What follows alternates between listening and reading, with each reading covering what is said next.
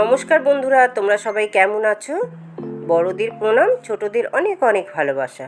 Hotchpotch রান্নাঘরে চটপট আমি আরেকটি রেসিপি নিয়ে চলে এসেছি, তোমরা দেখতে থাকো। চলো দেখো কি বানিয়েছি।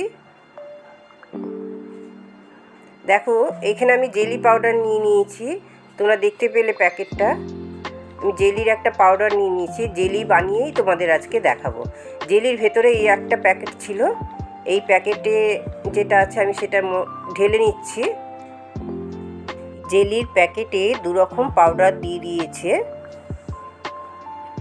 দুটো প্যাকেটই আমি ঢেলে নিলাম। এবার আমি এখানে 2 টেবিল স্পুন জল দিয়ে এটাকে আমি গুলে নেব।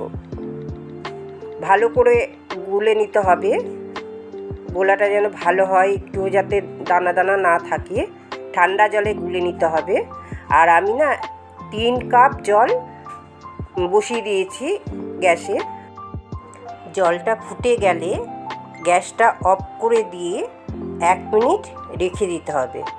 1 মিনিট বাদে গোলাটার মধ্যে ঢেলে দেব গরম জলটা। এবার আমাকে এক হাত দিয়ে গুলতে হবে আর এক হাত দিয়ে ঢালতে হবে। দেখো ভালো করে এবারে মিশিয়ে নিচ্ছি গরম জলটার সাথে।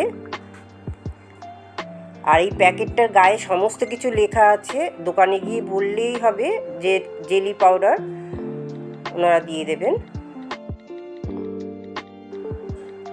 দেখো এটা আমার গোলা হয়ে গেছে। এবার আমি তোমাদের দেখাচ্ছি নতুন ধরনের একটি রেসিপি বানিয়ে। দেখো কাস্টার্ডে আমরা জেলি পাউডার দিয়ে খেয়েছি, আগে দেখিয়েছি তোমাদের রেসিপিটা আমি বানিয়েছিলাম, কিন্তু এবার আমি অন্যরকম বানাচ্ছি, তোমাদের দেখাচ্ছি। দেখো কিছুটা ড্রাই ফ্রুটস দিয়ে দিচ্ছি এর মধ্যে, অল্প একটু জেলি লিকুইড ঢেলে দিলাম, তার উপরে আমি এক এক করে ফ্রুটসগুলো ঢেলে দিয়ে দিচ্ছি সাজিয়ে। তোমরা যে যেরকম ফ্রুটস খাবে সেরকমই দিয়ে দিতে পারো, এতে স্ট্রবেরি দিতে পারো, আরও অনেক রকমের ফল দিয়ে দিতে পারো। আমি এই কটা ঘরে ছিল, আমি এটাই দিয়ে দিচ্ছি।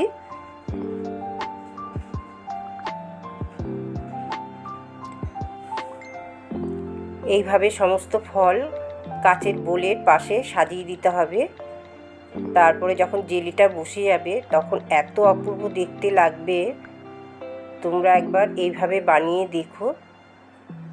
এইবার আমি আবার এই জেলি লিকুইডটা ঢেলে দিচ্ছি।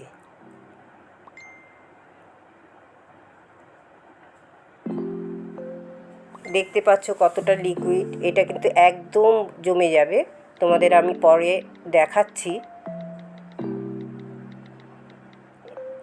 এরপরে আমি যা ফল ছিল সমস্ত আবার দিয়ে দিচ্ছি। এই গরমের সময় এরমভাবে তোমরা যদি ফল দিয়ে জেলিটা বানাও, দেখতে তো অপূর্ব লাগবে। আর কাস্টার্ডের উপরে যদি এইভাবে দিয়ে দাও, দেখো কত অপূর্ব লাগছে দেখতে। গরমের সময় বেশ ভালো লাগবে খেতে, ঠান্ডা ঠান্ডা। দেখো সমস্ত ফল আমি দিয়ে দিয়েছি।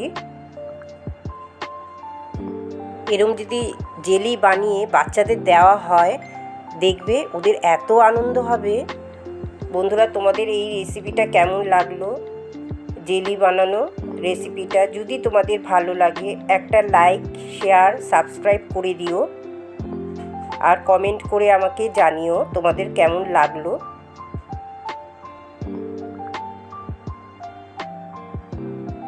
দেখো বোলের পাশ থেকে এত সুন্দর লাগছে, কাচের বোলের বাইরের থেকে এত সুন্দর দেখতে লাগছে। ফলগুলো দেখো কত অপূর্ব লাগছে। আমি এইভাবে বানিয়েছি বন্ধুরা, তোমাদের সাথে শেয়ার করব বলে, তোমাদের দেখাবো বলে কেমন হয়েছে। বন্ধুরা তোমাদের আমি পরের ভিডিওতে দেখাবো, এরপরে যে ভিডিওটা আসছে আমি তোমাদের দেখাবো কিভাবে কাস্টার্ড বানিয়ে জেলিটা দিতে হবে। এখন দেখালে অনেক বড় হয়ে যাবে, তাই জন্য আমি এইটুকুনি রাখলাম। বন্ধুরা তোমরা সবাই খুব ভালো থেকো, সুস্থ থেকো। প্রচণ্ড গরম বাইরে, দরকার ছাড়া বাইরে বেরিয়েও না। দেখো এবারে ঠান্ডা হয়ে গেছে, কেমন কাত করছি তবুও কিন্তু পড়ছে না, কেমন জমে গেছে। এটা ঠান্ডা হলে ফ্রিজে দিয়ে দেবে, ডিপ ডিপ ফ্রিজে কিন্তু দেবে না। দেখো এবারে আমি তোমাদের দেখাচ্ছি বলতিকে। দেখো যেই কাট করলাম ধাপ করে পড়ে গেল, এত অপূর্ব লাগছে দেখতে।